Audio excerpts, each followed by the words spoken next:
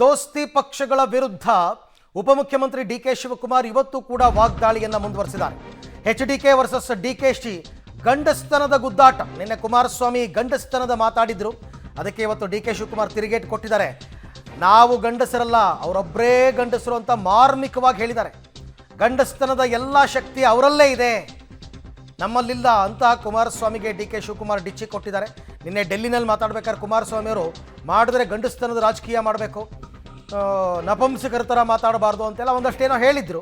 ಅದಕ್ಕೆ ಇವತ್ತು ಮಾರ್ಮಿಕವಾಗಿ ಡಿಕೆ ಶಿವಕುಮಾರ್ ಹೇಳಿದ್ದಾರೆ, ಹೌದಪ್ಪ ಅವರೊಬ್ಬರೇ ಗಂಡಸು, ನಾವೆಲ್ಲ ಗಂಡಸಲ್ಲ, ಗಂಡಸ್ತನದ ಎಲ್ಲ ಶಕ್ತಿ ಅವರಲ್ಲೇ ಇದೆ ಅಂತ ಒಂದಷ್ಟು ಅಂದರೆ ಟಾಂಗ್ ಕೊಟ್ಟಿದ್ದಾರೆ. ಇವತ್ತು ಕೂಡ ಮಾತನಾಡ್ತಾ ಹಲವಾರು ವಿಚಾರಗಳ ಬಗ್ಗೆ ಪ್ರಸ್ತಾಪ ಮಾಡಿದ್ದಾರೆ. ಸೊ ಇವತ್ತು ನಡೀತಕ್ಕಂಥ ಸಮಾರೋಪ ಸಮಾರಂಭದಲ್ಲೂ ಕೂಡ ಡಿಕೆ ಶಿವಕುಮಾರ್ ವಿರುದ್ಧ ಗುಡುಗುವಂತಹ ಎಲ್ಲ ಸಾಧ್ಯತೆ ಇದೆ. ಬಟ್ ಇವತ್ತು ಡಿಕೆ ಶಿವಕುಮಾರ್ ಕುಮಾರಸ್ವಾಮಿಯ ಮಾತುಗಳಿಗೆ ಪ್ರತ್ಯುತ್ತರವನ್ನು ಬಹಳ ಬಿರುಸಾಗೆ ಕೊಟ್ಟಿದ್ದಾರೆ.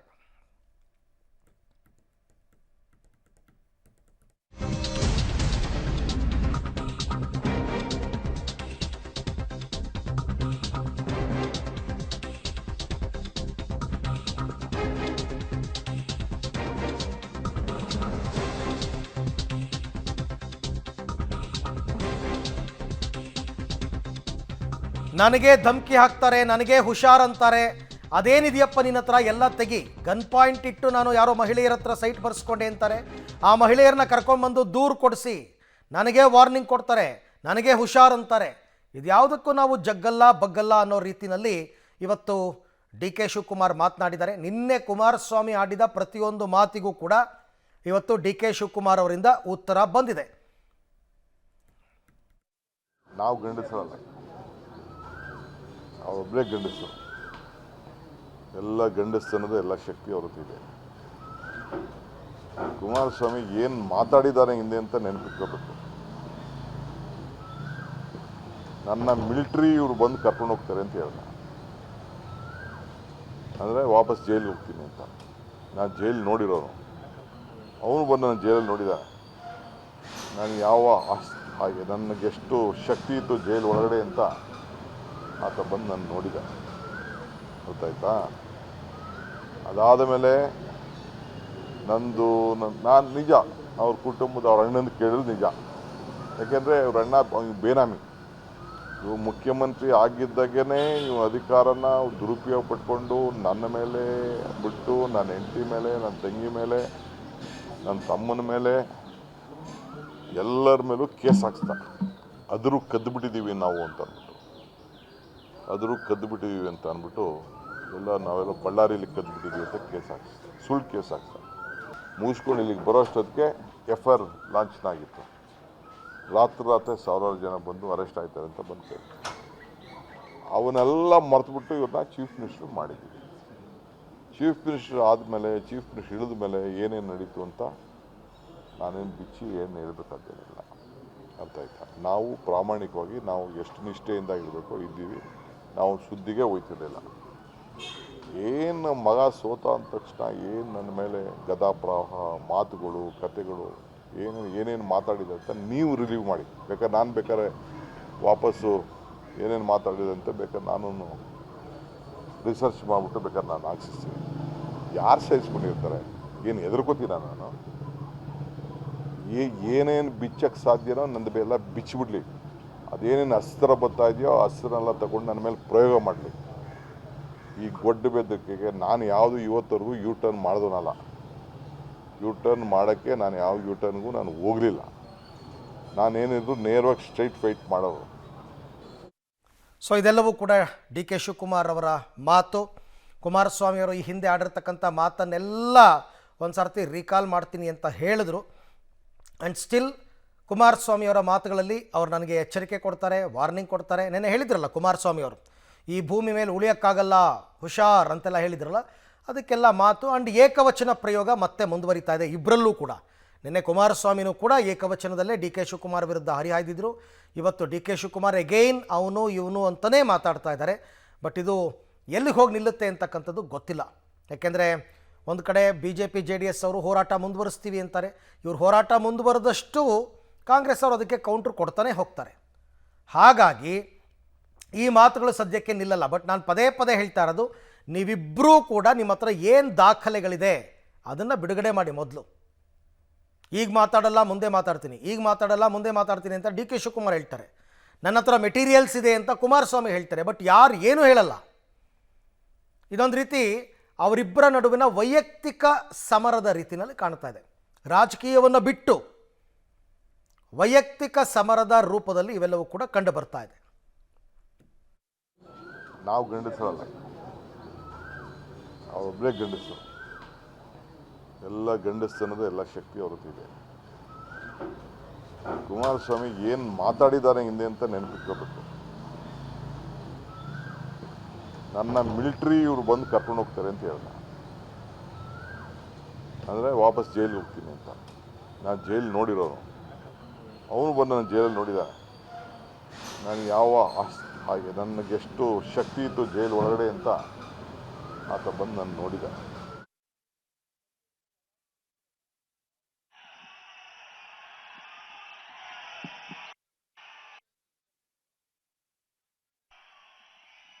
ಮನೆ ಕುಮಾರಸ್ವಾಮಿ ಅವರು ಮಾತಾಡ್ತಾರೆ.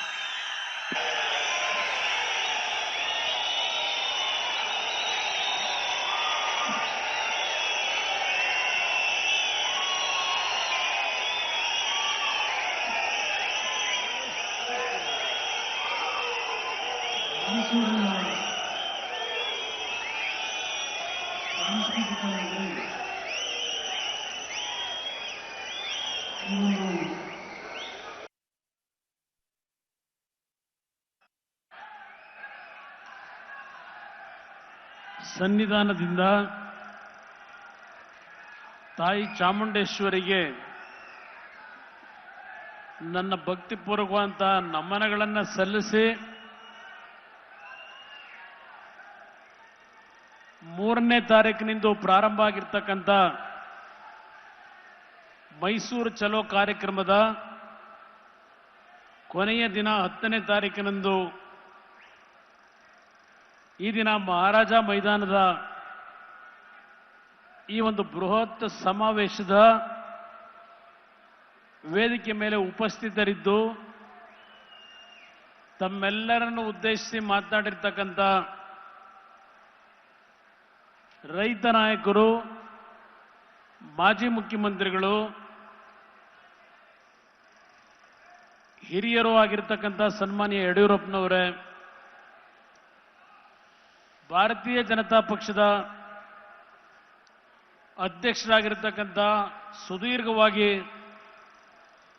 ಈ ಒಂದು ಸಮಾರಂಭದಲ್ಲಿ ಹಲವಾರು ವಿಷಯಗಳನ್ನು ಪ್ರಸ್ತಾಪ ಮಾಡಿರ್ತಕ್ಕಂಥ ಮತ್ತು 3ನೇ ತಾರೀಕಿನಿಂದ ನಿರಂತರವಾಗಿ 9 ದಿನಗಳ ಕಾಲ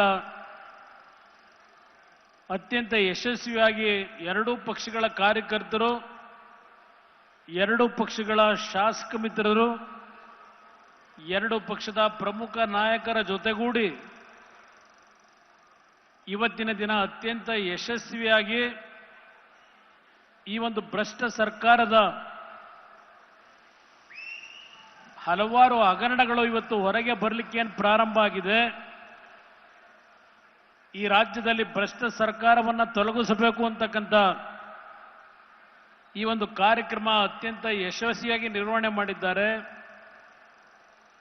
ಸನ್ಮಾನ್ಯ ವಿಜೇಂದ್ರ ಅವರೇ, ವಿರೋಧ ಪಕ್ಷದ ನಾಯಕರು, ಆತ್ಮೀಯರು ಆಗಿರ್ತಕ್ಕಂಥ ಅಶೋಕ್ ಅವರೇ, ರಾಜ್ಯದ ಮಾಜಿ ಮುಖ್ಯಮಂತ್ರಿಗಳಾಗಿರ್ತಕ್ಕಂಥ ನನ್ನ ಆತ್ಮೀಯ ಸ್ನೇಹಿತರು ಆಗಿರ್ತಕ್ಕಂಥ ಬಸವರಾಜ ಬೊಮ್ಮಾಯಿ ಅವರೇ, ಕೇಂದ್ರದ ಹಿರಿಯ ಸಚಿವರು, ಆತ್ಮೀಯರು ಆಗಿರ್ತಕ್ಕಂಥ ಪ್ರಹ್ಲಾದ್ ಜೋಶಿ ಅವರೇ, ಮತ್ತೊಬ್ಬ ಹಿರಿಯ ಮಾಜಿ ಸಚಿವರು, ಮಾಜಿ ಮುಖ್ಯಮಂತ್ರಿಗಳು ಆಗಿರ್ತಕ್ಕಂಥ ಸದಾನಂದ ಗೌಡ್ರೆ, ಜಿ.ಟಿ. ದೇವೇಗೌಡ್ರೆ, ಸಾರಾ ಮಹೇಶ್ ಅವರೇ, ಸುರೇಶ್ ಬಾಬು ಅವರೇ, ಯಾರೋ ಅನ್ಯತಾ ಭಾವಿಸಬೇಡಿ. ವೇದಿಕೆ ಮೇಲೆ ಉಪಸ್ಥಿತಿರ್ತಕ್ಕಂಥ ಪಕ್ಷದ ಎರಡೂ ಪಕ್ಷಗಳ ಎಲ್ಲ ನನ್ನ ಆತ್ಮೀಯ ಶಾಸಕ ಮಿತ್ರರೇ, ಈ ಒಂದು ಕಾರ್ಯಕ್ರಮವನ್ನು ಯಶಸ್ವಿಗೊಳಿಸಿ ಈ ಒಂದು ಭ್ರಷ್ಟ ಸರ್ಕಾರವನ್ನು ರಾಜ್ಯದಿಂದ ತೊಲಗಬೇಕು ಅಂತಕ್ಕಂಥ ಒಂದು ಸಂದೇಶವನ್ನು ಈ ಒಂದು ಮೈದಾನದಿಂದ ಇವತ್ತೇನು ಕೊಡಲಿಕ್ಕೆ ಬಂದಿರತಕ್ಕಂಥ ಎಲ್ಲ ನನ್ನ ಎರಡು ಪಕ್ಷಗಳ ಆತ್ಮೀಯ ಕಾರ್ಯಕರ್ತ ಬಂಧುಗಳೇ, ಯುವಕ ಸ್ನೇಹಿತರೆ, ಮಾಧ್ಯಮದ ಸ್ನೇಹಿತರೆ, ಈಗಾಗಲೇ ನಮ್ಮ ಎರಡು ಪಕ್ಷಗಳ ನಾಯಕರು ಸುದೀರ್ಘವಾಗಿ ಮಾತನಾಡಿದ್ದಾರೆ. ನಮ್ಮ ಯುವಜನತಾಳದ ಅಧ್ಯಕ್ಷರು ನಿಖಿಲ್ ಕುಮಾರಸ್ವಾಮಿ ಅವರು ಮಾತನಾಡಿದ್ದಾರೆ. ಇವತ್ತಿನ ಈ ಒಂದು ಕಾರ್ಯಕ್ರಮ 3ನೇ ತಾರೀಕಿನಂದು ಮೈಸೂರು ಚಲೋ ಕಾರ್ಯಕ್ರಮಕ್ಕೆ ಎರಡೂ ಪಕ್ಷಗಳು ಚಾಲನೆ ಕೊಟ್ಟ ನಂತರ 2ನೇ ತಾರೀಕಿನಂದು ಕಾಂಗ್ರೆಸ್ಸು ಜನಾಂದೋಲನ ಅಂತಕ್ಕಂಥ ಒಂದು ಕಾರ್ಯಕ್ರಮವನ್ನ ರಾಮನಗರ ಜಿಲ್ಲೆ ಬಿಡದಿಯಿಂದ ಪ್ರಾರಂಭ ಮಾಡಿದಂಥದ್ದು. ರಾಮನಗರ ತಾಲೂಕಿನ ಬಿಡದಿಯ ಕಾರ್ಯಕ್ರಮದಲ್ಲಿ ಕಾಂಗ್ರೆಸ್ನ ಉಪಮುಖ್ಯಮಂತ್ರಿಗಳು, ಆ ಪಕ್ಷದ ಪ್ರಮುಖರು, ಹಲವಾರು ನಾಯಕರು, ಭಾರತೀಯ ಜನತಾ ಪಕ್ಷ ಮತ್ತು ಜೆಡಿಎಸ್ ಪಕ್ಷದ ನಾಯಕರುಗಳಿಗೆ ಇವತ್ತಿನಿಂದ ಮೈಸೂರನ್ನ ತಲುಪುವವರೆಗೆ ನಿರಂತರವಾಗಿ ಪ್ರಶ್ನೆಗಳನ್ನು ಇಡ್ತಾ ಹೋಗ್ತೇವೆ, ನಮ್ಮ ಪ್ರಶ್ನೆಗಳಿಗೆ ಉತ್ತರವನ್ನ ಕೊಡಬೇಕು ಅಂತ ಹೇಳಿದ್ದಾರೆ. ಆ ಪ್ರಶ್ನೆಗಳಿಗೆಲ್ಲ ನಂತರ ಉತ್ತರ ಕೊಡ್ತೀನಿ. ಅದರ ಜೊತೆಯಲ್ಲಿ ಈ ಒಂದು ವೇದಿಕೆಯಲ್ಲಿ ನಿನ್ನೆಯ ದಿನ ನಾನು ಮತ್ತು ಹಿರಿಯರಾಗಿರ್ತಕ್ಕಂಥ ಯಡಿಯೂರಪ್ಪ ಅವರು ಸರ್ಕಾರವನ್ನ ಮಾಡಿರ್ತಕ್ಕಂಥದ್ದು ಈ ರಾಜ್ಯದಲ್ಲಿ ಒಂದು ಭಾಗ, ವಿರೋಧ ಪಕ್ಷ ಮತ್ತು ಆಡಳಿತ ಪಕ್ಷವಾಗಿ ನಾವು ಎರಡೂ ಪಕ್ಷಗಳಲ್ಲೂ ಒಂದು ಹೋರಾಟ ಮಾಡಿದಂಥ ಒಂದು ದಿನಗಳ ಹೇಳಿಕೆಗಳ ಬಗ್ಗೆ ನಿನ್ನೆಯ ದಿನ ಕೆಲವು ತುಣುಕುಗಳನ್ನು ಇಟ್ಟಿದ್ದಾರೆ. ವಿಡಿ ಮುಖಾಂತರ, ವಿಸಿಆರ್ ಮುಖಾಂತರ, ಎಲ್ಇಡಿ ಮುಖಾಂತರ. ಅದಕ್ಕೆ ನಾನು ಕೆಲವು ಸಮಜಾಯಿಷಿ ಕೊಡಬೇಕಾಗಿದೆ. ನಮ್ಮ ಮತ್ತು ಯಡಿಯೂರಪ್ಪನವರ ಸಂಘರ್ಷದಲ್ಲಿ ಕೆಲವು ಮಾತುಕತೆ ಏನಾಗಿದೆ, ಆ ಮಾತುಕತೆಗಳ ಬಗ್ಗೆ ನಿನ್ನೆಯ ದಿನ ಏನು ಈ ವೇದಿಕೆ ಮುಖಾಂತರ ಬಹಳ ಕೇಕೆ ಹಾಕೊಂಡು ಪ್ರದರ್ಶನ ಮಾಡಿದ್ದಾರೆ. ನೀವುಗಳೇನು ಮಾಡಿದ್ದೀರಿ, ಒಂದು ಬಾರಿ ನೀವು ನೋಡಿ, ನಂತರ ನನ್ನ ಮತ್ತು ಯಡಿಯೂರಪ್ಪನವರ ಬಾಂಧವ್ಯಗಳಲ್ಲಿ ಕೆಲಸ ಮಾಡಿರ್ತಕ್ಕಂಥದ್ದಿರಬಹುದು, ರಾಜಕೀಯವಾಗಿ ನಾವು ಸಂಘರ್ಷ ಮಾಡಿರಬಹುದು, ಅದೆಲ್ಲದಕ್ಕೂ ಉತ್ತರವನ್ನು ಕೊಡ್ತಕ್ಕಂಥ ನೈತಿಕತೆಯನ್ನ ಯಡಿಯೂರಪ್ಪನವರು ನಾನು ಇಬ್ಬರು ಹೊಂದಿದ್ದೇವೆ. ಕದ್ದು ಹೋಗ್ತಕ್ಕಂಥ ಪ್ರಶ್ನೆ ಇಲ್ಲ. ಇದನ್ನ ಸ್ಪಷ್ಟವಾಗಿ ಹೇಳ್ತಾ ಇದ್ದೇನೆ. ಸ್ವಲ್ಪ ವಿಡಿಯೋ ಕಾಂಗ್ರೆಸ್ ಮಹಾನ್ ನಾಯಕರದ್ದು ಹಾಕಪ್ಪ, ಒಂದು ನಿಮಿಷ.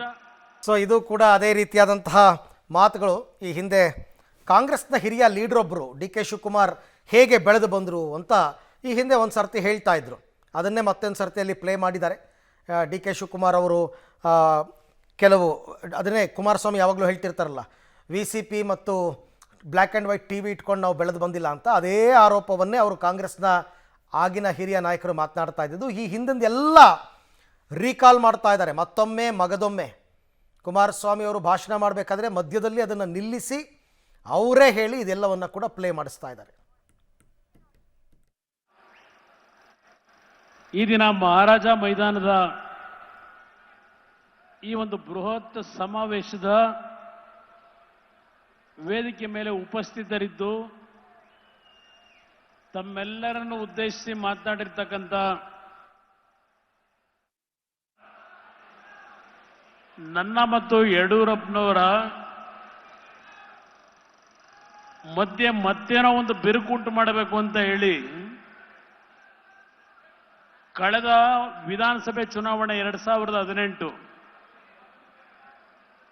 2018ರಲ್ಲಿ ನನ್ನ ಮೇಲೆ ಒತ್ತಡ ತಂದು ದೇವೇಗೌಡರನ್ನ ಮನವೊಲಿಸಿ ಮುಖ್ಯಮಂತ್ರಿ ಮಾಡಿದಂಥ ಸಂದರ್ಭ. ನಾವು 39 ಸ್ಥಾನ ಗೆದ್ದಿದ್ವು, ಕಾಂಗ್ರೆಸ್ಸು 78-79 ಸ್ಥಾನ ಗೆದ್ದಿದ್ರು. ಯಡಿಯೂರಪ್ಪನವರ ನಾಯಕತ್ವದಲ್ಲಿ 105 ಸ್ಥಾನಗಳನ್ನ ಗೆದ್ದಿದ್ರು. ಹೌದು, ಯಡಿಯೂರಪ್ಪನವರು ಮಾತನಾಡಿದ್ದಾರೆ ವಿಧಾನಸಭೆ ಕಲಾಪದಲ್ಲಿ. ಶ್ರಮಪಟ್ಟು 105 ಸ್ಥಾನಗಳನ್ನ ಬಿಜೆಪಿ ಪಕ್ಷಕ್ಕೆ ಜನತೆಯ ಒಂದು ಆಶೀರ್ವಾದದೊಂದಿಗೆ ನಮಗೆ ಹೆಚ್ಚಿನ ಬಹುಮತ ಬಂದು ನಮ್ಮ ಅಧಿಕಾರವನ್ನ ಕಾಂಗ್ರೆಸ್ ಜೆಡಿಎಸ್ನವರು ಕಿತ್ಕೊಳ್ತಕ್ಕಂಥ ಕೆಲಸ ಮಾಡಿದಾಗ ಒಂದು ಮನಸ್ಸಿನ ಮೇಲೆ ನೋವಾಗಿ ರಾಜಕೀಯವಾಗಿ ಮಾತನಾಡಿರ್ತಕ್ಕಂಥ ಪದಗಳದು.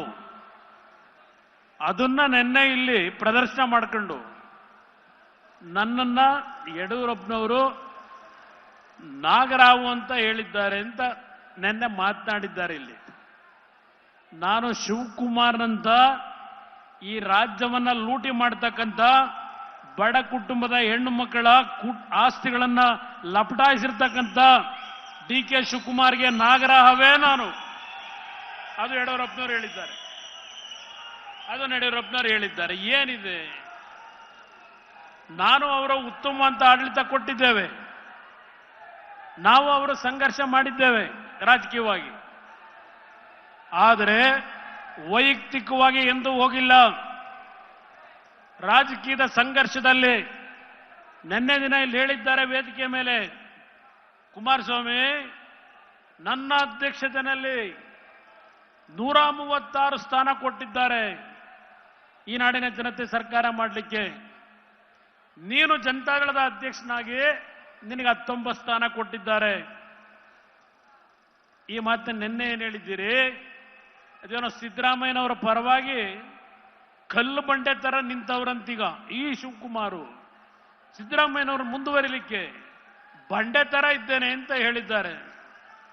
ಬಹುಶಃ 2018-19 ಇದೇ ಬಂಡೆ, ಕನಕಪುರದ ಬಂಡೆ ಕುಮಾರಸ್ವಾಮಿಗೆ ಟ್ರಬಲ್ ಶೂಟರು, ಕುಮಾರಸ್ವಾಮಿ ರಕ್ಷಣೆ ಮಾಡೋನು ಅಂತ ಹೇಳಿ ಮಾಧ್ಯಮದ ಸ್ನೇಹಿತರು ಬಹಳ ಸ್ಟೋರಿ ಮಾಡಿದ್ರಿ. ಆ ಬಂಡೆ ನಂಬ್ಕೊಂಡು ಹೋಗಿದ್ದಿಗೆ ನನ್ನ ತಲೆ ಮೇಲೆ ಬಂಡೆ ಬಿದ್ದಿದ್ದು. ಆ ಬಂಡೆ ಸ್ವಲ್ಪ ದೂರ ಇಟ್ಟಿದ್ರೆ ಏನೂ ಆಯ್ತಿರ್ಲಿಲ್ಲ ನನಗೆ. ಈಗ ಪಾಪ ಸಿದ್ದರಾಮಯ್ಯನವರಿಗೆ ಈಗ ಬಂಡೆ ತರ ನಿಂತ್ಕೊತಾರಂತೆ, ಅಲ್ಲಿಗೆ ಮುಗೀತು ಅಂತ ತಿಳ್ಕೊಂಬಿಡಿ ರಾಜ್ಯದ ಜನ ಸಿದ್ದರಾಮಯ್ಯನವರ ಬೆಂಬಲಿಗರು. ಇದು ಇನ್ನೊಂದು ಹೇಳ್ತೀನಿ ಅವರಿಗೆ, ಶಿವಕುಮಾರ್ ಅವರಿಗೆ, ಏನಾದ್ರೆ ಮೊನ್ನೆ ಅಸೆಂಬ್ಲಿ ಚುನಾವಣೆಯಲ್ಲಿ ಆಯ್ತಪ್ಪ 136 ಕೊಟ್ರು. ಅದೇ ಈಗ ಲೋಕಸಭೆ ಚುನಾವಣೆಯಲ್ಲಿ 2024 ಮೊನ್ನೆ 28 ಸ್ಥಾನದಲ್ಲಿ 8 ಸ್ಥಾನಕ್ಕೆ ಯಾಕೆ ಬಂದು ನಿಂತ್ರಿ? 28 ಸ್ಥಾನದಲ್ಲಿ 136 ಗೆದ್ದವರು 8 ಸ್ಥಾನಕ್ಕೆ ಯಾಕೆ ಬಂದು ನಿಂತ್ರಿ? ಬಹುಶಃ ಯಾರಾದ್ರೂ 9 ಅಂತ ಕೂಗಬಹುದು ಇಲ್ಲಿ. ಆ 9ನೇದು ಯಾವ ರೀತಿ ತಗೊಂಡ್ರು ಅನ್ನೋದು ಗೊತ್ತು, ಅದಕ್ಕೆ ನಾನು 8 ಅಂತಲೇ ಹೇಳೋದು. ಈ 8 ಸ್ಥಾನಕ್ಕೆ ಬಂದ್ರಲ್ಲ, ಈಗೇನು ಹೇಳ್ತೀಯಪ್ಪ ನಿನ್ನ ಅಧ್ಯಕ್ಷಗಿರಲಿ? ಯಾತಕ್ಕೆ 28ರಿಂದ 8ಕ್ಕೆ ಬಂದೆ? ರಾಜಕಾರಣ ಏಳು ಬೀಳು ಇದ್ದಿದ್ದೆ. ಸಿದ್ದರಾಮಯ್ಯನವರು ಹೇಳ್ತಾರೆ, ನಾನು ಒಬ್ಬ ಹಿಂದುಳಿದ ಮಹಾನ್ ನಾಯಕ, ದೇವರಾಜ ಅರಸು ಅವರ ನಂತರ ಪೂರ್ಣಾವಧಿಗೆ 5 ವರ್ಷದ ಸರ್ಕಾರ ಮಾಡಿ 2ನೇ ಬಾರಿಗೆ ಮುಖ್ಯಮಂತ್ರಿ ಆಗಿದ್ದನ್ನ ಸಹಿಸಲಾರದೆ ಬಹಳ ಜನಕ್ಕೆ ಹೊಟ್ಟೆ ಒಳಗೆ ಉರಿ ಉರಿ ಉರಿ ಅಂತಾರೆ, ನೆನ್ನೆ ಡ್ಯಾನ್ಸ್ ಮಾಡ್ತಾರೆ. ನಾವ್ ಯಾಕಪ್ಪ ಉರಿ ಪಡೋಣ, ಹೊಟ್ಟೆ ಉರಿ ಪಡದ? ಸಿದ್ದರಾಮಯ್ಯನವರೇ, ನೀವು ಒಳ್ಳೆ ಕೆಲಸ ಮಾಡಿದ್ರೆ ನಾವ್ಯಾತಕ್ಕೆ ಹೊಟ್ಟೆ ಉರಿ ಪಡಬೇಕು? ಶಾಬಾಷ್ಗಿರಿ ಕೊಡವು. ವಿರೋಧ ಪಕ್ಷದಲ್ಲಿ ನಾವು ಕೂತು ಕೆಲಸ ಮಾಡಬೇಕಾದರೆ ಇವತ್ತು ನಮ್ಮ ಜವಾಬ್ದಾರಿ ವಿರೋಧ ಪಕ್ಷದ್ದು. ಯಾವ ಆಡಳಿತ ನಡೆಸ್ತಕ್ಕಂಥ ಪಕ್ಷಗಳು ಮಾಡ್ತಕ್ಕಂಥ ಅಕ್ರಮಗಳನ್ನು ಹೊರಗೆ ತರಗಿರ್ತಕ್ಕಂಥದ್ದು ವಿರೋಧ ಪಕ್ಷದ ಕರ್ತವ್ಯ. ಇಲ್ಲಿ ಒಂದು ಹೊಸ ವಾತಾವರಣ ಪ್ರಾರಂಭ ಮಾಡಿದ್ದಾರೆ. ಈಗ ವಿರೋಧ ಪಕ್ಷಗಳಿಗೆ ಪ್ರಶ್ನೆ ಆಡಳಿತ ಪಕ್ಷದವರು ಮಾಡ್ಬೇಕಂತೆ, ಮಾಡ್ತಾರೆ. ಅವ್ರ ಪ್ರಶ್ನೆಗೆ ವಿರೋಧ ಪಕ್ಷ ಉತ್ತರ ಕೊಡಬೇಕಂತೆ. ಹೊಸ ಇತಿಹಾಸ ರಾಜ್ಯದಲ್ಲಿ ಈ ಮುಖ್ಯಮಂತ್ರಿ ಉಪಮುಖ್ಯಮಂತ್ರಿಗಳು ಮಾಡ್ಕೊಂಡು ಹೊರಟಿದ್ದಾರೆ. ಇಲ್ಲಿ ನೋಡಿದ್ರೆ ಇಲ್ಲಿ ಏನ್ ಹೇಳುದು, ನಿನ್ನೆ ಹೇಳಿದ್ದಾರಲ್ಲ, ಒಂದು ಕಪ್ಪು ಚುಕ್ಕೆ ಇಲ್ಲ ನನ್ನ ಮೇಲೆ, ನಾನು ಮುಖ್ಯಮಂತ್ರಿ ಆಗಿದ್ದನ್ನ ಸಹಿಸ್ತಾ ಇಲ್ಲ, ಹಿಂದುಳಿದವನು. ನೀವು ಹಿಂದುಳಿದ ವರ್ಗದ ಮುಖ್ಯಮಂತ್ರಿ ಅಲ್ಲ, ರಾಜ್ಯದ 6.5 ಕೋಟಿ ಜನತೆಯನ್ನ ಪ್ರತಿನಿಧಿಸ್ತಕ್ಕಂಥ ರಾಜ್ಯದ ಮುಖ್ಯಮಂತ್ರಿ ಅನ್ನೋದನ್ನ ಮೊದಲು ಇವತ್ತು ಸಿದ್ದರಾಮಯ್ಯನವರೇ ನೀವು ಕಲ್ತ್ಕೋಬೇಕು ಅನ್ನೋದನ್ನ ಹೇಳಲಿಕ್ಕೆ ಬಯಸ್ತೇನೆ. ನೀವು ಒಂದು ವರ್ಗದ ಮುಖ್ಯಮಂತ್ರಿ ಆಗಿ ಕೆಲಸ ಮಾಡ್ಲಿಕ್ಕಾಗಲ್ಲ. 6.5 ಕೋಟಿ ಜನತೆಗೆ ರಕ್ಷಣೆ ಕೊಡಬೇಕಾದಂಥದ್ದು ಈ ರಾಜ್ಯದ ಮುಖ್ಯಮಂತ್ರಿಯ ಕರ್ತವ್ಯ. ಕಪ್ ಚುಕ್ಕೆ ಇಲ್ಲ, ಕಪ್ ಚುಕ್ಕೆ ಇಲ್ಲ ಅಂತಾರೆ. ಬಹುಶಃ ಅದ್ಯಾರಪ್ಪ ನನ್ನ ಸ್ನೇಹಿತ ಒಬ್ಬ ಹೇಳ್ತಿರ್ತಾನೆ, ಈಗೆಲ್ಲ ನಾನೆಲ್ಲೋ ಕಾಕಿ ಚಡ್ಡಿ ಬಹಳ ಬಿಗಿಯಾಗಿ ಕಟ್ಕೊಂಡಿದ್ದೀನಿ ಅಂತ ಯಾವಾಗಲೂ ಹೇಳ್ತಾ ಇರ್ತಾನೆ. ಬಹುಶಃ ಸಿದ್ದರಾಮಯ್ಯನವರ ಚಡ್ಡಿ ಎಲ್ಲ ಕಪ್ ಮಾಡ್ಕೊಂಡ್ಬಿಟ್ಟವ್ರೀಗ. ಕಪ್ ಚುಕ್ಕೆ ಮುಖದಲ್ಲಿ ಕಾಣ್ತಿಲ್ಲ ಅಂದ್ರೆ ಏನ್ ಮಾಡಕ್ಕಾಗತ್ತೆ? ಬಹಳ ಪ್ರಾಮಾಣಿಕ ನಾನು ಒಂದು ಭೂಮಿ ಖರೀದಿ ಮಾಡಬೇಕು ಅಂತ ಆಸೆ ಪಟ್ಟವನಲ್ಲ, ಒಂದು ಆಸ್ತಿ ಮಾಡಬೇಕು ಅಂತ ಆಸೆ ಪಟ್ಟವನಲ್ಲ. 30 ಲಕ್ಷ ಸಾಲ ಮಾಡಿದ್ದೆ, ಸಾಲ ತೀರಿಸಲಿಕ್ಕೆ ಮನೆ ಮಾರಾಟ ಮಾಡಿಬಿಟ್ಟೆ. ಇಲ್ಲಿ ಕೂತ್ಕೊಂಡು ಹೇಳಿದ್ದೀರಿ ನಿನ್ನೆ ದಿನ. ನಿಮ್ಮ ಧರ್ಮಪತ್ನಿಯ ಬಗ್ಗೆ ನಾವು ಗೌರವ ಇಟ್ಟುಕೊಂಡಿದ್ದೇವೆ, ನಿಮ್ಮ ಧರ್ಮಪತ್ನಿಯ ಬಗ್ಗೆ ನಾವು ಚರ್ಚೆ ಮಾಡಿಲ್ಲ ಎಂದೂ ಸಹ. ನಿಮ್ಮ ಧರ್ಮಪತ್ನಿಯವರು ಹೊರಗಡೆ ಬಂದಿದ್ದಾರೆ, ನೀವು ಪ್ರಮಾಣ ವಚನ ಸ್ವೀಕಾರ ಮಾಡಿದಾಗ ಬಂದರೋ ಬಿಟ್ರೋ ಅದು ನಾಡಿನ ಜನತೆಗೆ ಮುಖ್ಯ ಅಲ್ಲ. ಸಿದ್ದರಾಮಯ್ಯನವರೇ, ಮುಖ್ಯಮಂತ್ರಿಯಾಗಿ ಇವತ್ತು ಯಾವ ರೀತಿಯ ಕಾನೂನು ಬಾಹಿರವಾಗಿ ಮಾಡಿರ್ತಕ್ಕಂಥ ಈಗ ಹಗರಣವನ್ನ ಮುಚ್ಕೊಳ್ಳಿಕ್ಕೆ ಹೊರಟಿದ್ದೀರಿ, ಇದನ್ನ ನಾವು ಪ್ರಶ್ನೆ ಮಾಡ್ತಾ ಇರೋದು ವಿರೋಧ ಪಕ್ಷವಾಗಿ. ಸುದೀರ್ಘವಾಗಿ ಅಶೋಕ್ ಅವರು, ವಿಜೇಂದ್ರ ಮಾತನಾಡಿದ್ದಾರೆ. ಈಗ ನಾನು ನಿಮ್ಮನ್ನು ಕೇಳೋದಷ್ಟೇ, ನೀವು 14 ಸೈಟ್ ತಗೊಂಡ್ರು, 25 ಸೈಟ್ ತಗೋತಿರೋ, 40 ಸೈಟ್ ತಗೋತಿರೋ ನಮಗೆ ಸಂಬಂಧ ಇಲ್ಲ. ಬಾಬಾ ಸಾಹೇಬ್ ಅಂಬೇಡ್ಕರ್ ಅವರು ಈ ದೇಶದ ಒಬ್ಬ ಸಾಮಾನ್ಯ ಪ್ರಜೆಗೆ ದುಡಿಮೆಯ ಹಕ್ಕನ್ನ ಕೊಟ್ಟಿದ್ದಾರೆ. ದುಡಿಮೆಯ ಹಕ್ಕನ್ನ ಕೊಟ್ಟಿರ್ತಕ್ಕಂಥದ್ದಷ್ಟೇ ಅಲ್ಲ, ಯಾವುದೇ ಒಬ್ಬ ಸಾಮಾನ್ಯ ನಾಗರಿಕ ದುಡಿಮೆಯ ಮೇಲೆ ಶ್ರಮಪಟ್ಟು ಕಾನೂನು ವ್ಯಾಪ್ತಿಯಲ್ಲಿ ಯಾವ ಆಸ್ತಿಯನ್ನು ಗಳಿಕೆ ಮಾಡಲಿಕ್ಕೆ ಈ ಸಂವಿಧಾನದಲ್ಲಿ ಪ್ರತಿ ದೇಶದ ಜನತೆಗೆ ಇವತ್ತು ಅಧಿಕಾರ ಇದೆ. ನಾವು ಆ ಅಧಿಕಾರವನ್ನ ಪ್ರಶ್ನೆ ಮಾಡ್ತಾ ಇಲ್ಲ. ಅದು ದಲಿತರ ಭೂಮಿನೋ ಇನ್ಯಾವ ಭೂಮಿನೋ ಅದೋ ಒಂದು ಕಡೆ ಇಟ್ಟುಬಿಡಿ. ನೆನ್ನೆ ಇಲ್ಲಿ ಹೇಳಿದ್ದೀರಿ ಭಾಷಣ ಮಾಡ್ತಾ, ಆ ಭೂಮಿ ಯಾರ್ದು? ಭೂಮಿ ನೆನ್ನೆ ಪಾಪ ಶಿವಕುಮಾರ್ ಇಲ್ಲಿ ಮಾತನಾಡಿದ್ದಾರೆ, ಬಹಳ ಕಾನೂನುಬದ್ಧವಾಗಿ ಮಾತನಾಡಿದ್ದಾರೆ ಶಿವಕುಮಾರ್. ಅವರೇ ಸರ್ಟಿಫಿಕೇಟ್ ಕೊಡಬೇಕಿಲ್ಲಿ. ಏನ್ ಹೇಳಿದ್ದಾರೆ? ಅಯ್ಯೋ ಪಾಪ ನಮ್ಮ ತಾಯಿ ಮುಖ್ಯಮಂತ್ರಿಗಳ ಧರ್ಮಪತ್ನಿಗೆ ಅವರ ಅಣ್ಣ ಅರಿಶಿನ ಕುಂಕುಮಕ್ಕೆ ಅಂತ ಹೇಳಿ 3 ಎಕರೆ ಜಮೀನ ದಾನ ಮಾಡಿರೋದು ತಪ್ಪಲ್ಲ ಶಿವಕುಮಾರ್ ಅವರೇ. 3 ಎಕರೆ ಇಲ್ಲದೆ ಇದ್ರೆ 30 ಎಕರೆ ದಾನ ಮಾಡಿಸಿ, 30 ಎಕರೆ ದಾನ ಮಾಡಿಸಿ ಮುಖ್ಯಮಂತ್ರಿಗಳೇ ನಿಮ್ಮ ಬಾಮಯ್ಯನ ಮುಖಾಂತರ. ಆದರೆ ಶ್ರಮಪಟ್ಟು ಕಾನೂನುಬದ್ಧವಾಗಿ ಭೂಮಿಯನ್ನು ಖರೀದಿ ಮಾಡಿ ನಿಮ್ಮ ಸಹೋದರಿಗೆ ನೀವು ಕೊಟ್ಟಿದ್ರೆ ನಿಮ್ಮ ವಿಷಯವನ್ನ ನಾವು ಚರ್ಚೆನೆ ಮಾಡ್ತಾ ಇರಲಿಲ್ಲ. ಆ ಭೂಮಿ ನಿಂಗರಾಜುದು ಅಲ್ಲ, ನಿಂಗುಂದು ಅಲ್ಲ, ಅದ್ಯಾವುದೋ ದೇವರಾಜುದು ಅಲ್ಲ. ಆ ಭೂಮಿ ಸರ್ಕಾರದ ಭೂಮಿ. ಇದು ನಮ್ಮ ಪ್ರಶ್ನೆ. 1997, 98, 2000ನೇ ಇಸ್ವಿನಲ್ಲಿ ನಿವೇಶನಗಳನ್ನ ಮಾಡಿ, ಆ ನಿವೇಶನಗಳನ್ನ ಈಗಾಗಲೇ ಹಂಚಾಗೋಗಿತ್ತು. ನಿವೇಶನಗಳನ್ನ ಕೊಟ್ಟಿರ್ತಕ್ಕಂಥ CITBಯ ಜಾಗವನ್ನ, ಮೂಡ ಜಾಗವನ್ನ ನಿಮ್ಮ ಬಾಮೈದ ಯಾವ ರೀತಿ ಖರೀದಿ ಮಾಡ್ಲಿಕ್ಕೆ ಸಾಧ್ಯ? ಸೈಟ್ಗಳಾಗೋಗಿದೆ. ಖರೀದಿ ಯಾವ ರೀತಿ ಮಾಡಿದ್ದೀರಿ? ಅಗ್ರಿಕಲ್ಚರ್ ಲ್ಯಾಂಡ್ ಹೊಂದಿದ್ದೀರಿ, ಅದನ್ನ ಮತ್ತೆ ಅಲಿನೇಷನ್ ಮಾಡಿಸ್ಕೊಂಡಿದ್ದೀರಿ DC ಕೈನಲ್ಲಿ. ಅಲಿನೇಷನ್ ಮಾಡಬೇಕಾದ್ರೆ DC ಸ್ಥಳ ಪರಿಶೀಲನೆ ಮಾಡಿದ್ರೋ ಇಲ್ವೋ? ಮಾಡದೆ ಯಾವ ರೀತಿ ಕೊಟ್ರು? ಕೊಡ್ಲಿಕ್ಕೆ ಕಾರಣ ಯಾರು? ನೀವು ಸೈನ್ ಆಗ್ತಾ ಇರಬಹುದು ಸಿದ್ದರಾಮಯ್ಯನವರೇ, ನಿಮ್ಮ ಮೂಗಿನ ನೇರದಲ್ಲೇ ಎಲ್ಲ ನಡೆದಿದೆ ಈ ಕಾನೂನು ಬಾಹಿರ ಚಟುವಟಿಕೆ.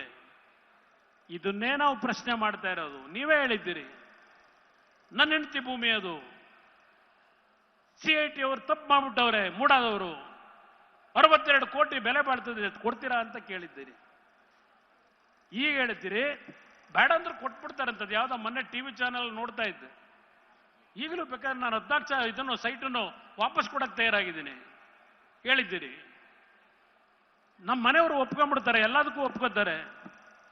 ಮಾಡಿದ್ದೆಲ್ಲ ತಪ್ಪುಗಳು ಮಾಡಿ ಈಗ ಸೈಟ್ ವಾಪಸ್ ಕೊಟ್ರೆ ನೀವು ಮಾಡಿದಂತ ಕಾನೂನು ಬಾಹಿರ ಚಟುವಟಿಕೆಗಳನ್ನ ಮುಚ್ಕೊಳ್ಳಿಕ್ಕೆ ಸಾಧ್ಯವಾ? ಇದನ್ನ ನಾನು ಪ್ರಶ್ನೆ ಮಾಡ್ತಾ ಇದ್ದೇವೆ.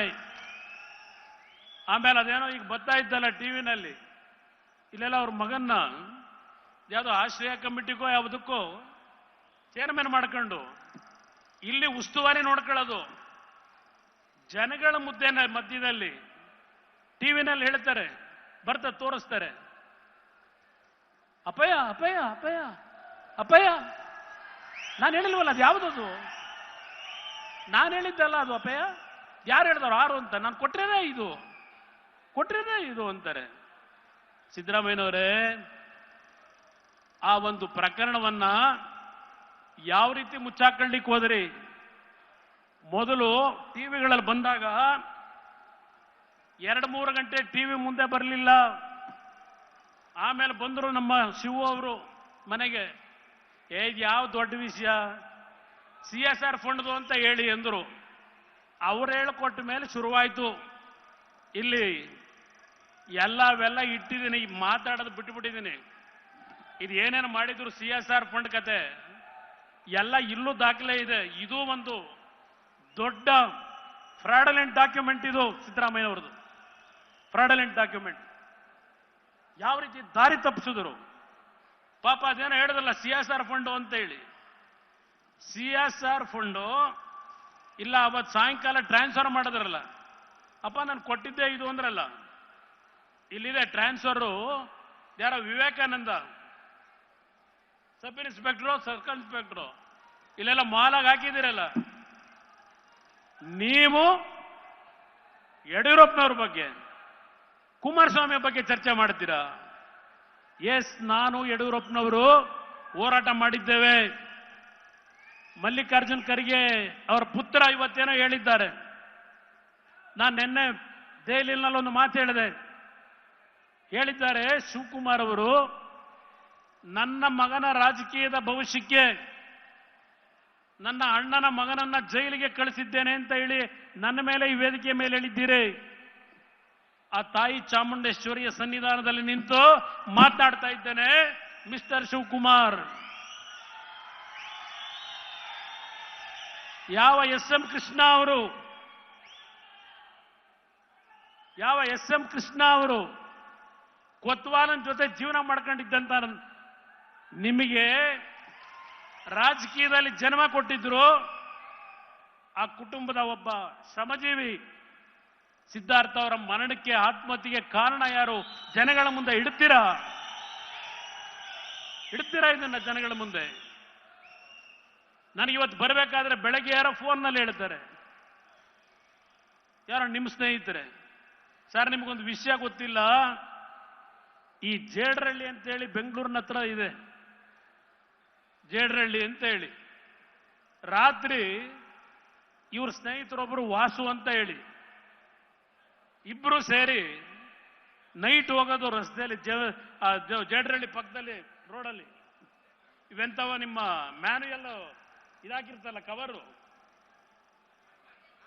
ಆ ಮ್ಯಾನುವಲ್ ಚೇಂಬರ್ಗಳು, ಆ ಮ್ಯಾನುವಲ್ ಚೇಂಬರ್ಗಳನ್ನ ಕದ್ದು ಆ ಗುಜರಿ ಅಂಗಡಿಗೆ ಹಾಕಿ ಹಣ ಸಂಪಾದನೆ ಮಾಡ್ತಾ ಇದ್ದ ಶಿವಕುಮಾರ್, ಈ ಕುಮಾರಸ್ವಾಮಿ ಬಗ್ಗೆ, ದೇವೇಗೌಡರ ಬಗ್ಗೆ ಮಾತನಾಡ್ತೀಯ? ನನಗೆ ಬೆಳಗ್ಗೆ ಕೇಳ ಆಶ್ಚರ್ಯ ಆಯ್ತು. ನಮ್ಮ ಬಗ್ಗೆ, ಯಡಿಯೂರಪ್ಪನವ್ರ ಬಗ್ಗೆ, ವಿಜಯೇಂದ್ರನ ಬಗ್ಗೆ ಯಾವ ನೈತಿಕತೆ ಇದೆ? ಪಾಪ ನಿಖಿಲ್ ಕುಮಾರಸ್ವಾಮಿಗೆ ನನ್ನ ಇಲ್ಲಿ ಪ್ರಶ್ನೆ ಮಾಡಿದ್ದೀರಿ, ರಾಜಕೀಯದಲ್ಲಿ ನಾನಿದ್ದಾಗ ನೀನು ಹುಟ್ಟೇ ಇರಲಿಲ್ಲ ಅಂತ. ಶಿವಕುಮಾರ್, ನಿಮ್ಮನ್ನು ಕೇಳಿದ್ದೇನೆ, ದೇವೇಗೌಡರು ಮೊದಲನೇ ಬಾರಿಗೆ ಶಾಸಕರಾಗಿ ಕಾವೇರಿ ನೀರಿನ ಬಗ್ಗೆ ವಿಧಾನಸಭೆಯಲ್ಲಿ ಚರ್ಚೆ ಮಾಡಿದಾಗ ನೀವು ಜನ್ಮ ತಾಳಿದ್ರ, ಹುಟ್ಟಿದ್ರ? ದೇವೇಗೌಡರ ಆಸ್ತಿ ಕೇಳಿದಿರಿ. ದೇವೇಗೌಡರು ರಾಜಕಾರಣಕ್ಕೆ ಬರೋದಕ್ಕಿಂತ ಮುಂಚೆ ಒಬ್ರು ಇಂಜಿನಿಯರ್ ಆಗಿದ್ರು, ಡಿಪ್ಲೊಮಾ ಪದವೀಧರ. ನಿಮ್ಮದೇನಿತ್ತು? ನಿಮ್ಮ ತಂದೆದೇನಿತ್ತಪ್ಪ? ನಿಮ್ಮ ತಂದೆದೇನಿತ್ತು? ಕೆಂಪೇಗೌಡರದು ಹೇಳ್ತಿದ್ರು. ನಮ್ಮ ಹಳ್ಳಿಲಿ ಅದು CD ಶಿವು, ಅದು ಬೇರೆ. ನಮ್ಮ ಹಳ್ಳಿ ಕಡೆ ಹಿಂದೆ ನಾವೆಲ್ಲ ಸಣ್ಣ ಮಕ್ಕಳಿದ್ದಾಗ ನಮ್ಮ ರೈತರು ರಾಗಿ ಭತ್ತ ಬೆಳೆದು ಯಾವೊಂದು ಒಟ್ಲಾಕಿ ಎಲ್ಲ ನಮ್ಮ ಬೆಳೆ ಬೆಳೆದ ಮೇಲೆ ಆ ಭತ್ತ ಮತ್ತು ರಾಗಿ ತೂರಿ ಚೀಲಿಗೆ ತುಂಬಿಸ್ಬೇಕಲ್ಲ, ಆ ತುಂಬಿಸಕ್ಕೆ ಕೆಲವರು ಕೂಲಿ ಆಳು ಕರ್ಕೊಂಬರಂತೆ. ಆ ಕೆಲಸ ಮಾಡ್ಕೊಂಡ್ ಬರ್ತಾ ಇದ್ದಂತ ನೀವು ನಿಮ್ಮ ಕುಟುಂಬ ದೇವೇಗೌಡರ ಕುಟುಂಬದ ಬಗ್ಗೆ ಚರ್ಚೆ ಮಾಡ್ತಿರಲ್ಲ, ಯಾವ ನಾಲ್ಗೆಲ್ಲ ಮಾತನಾಡ್ತೀರಿ?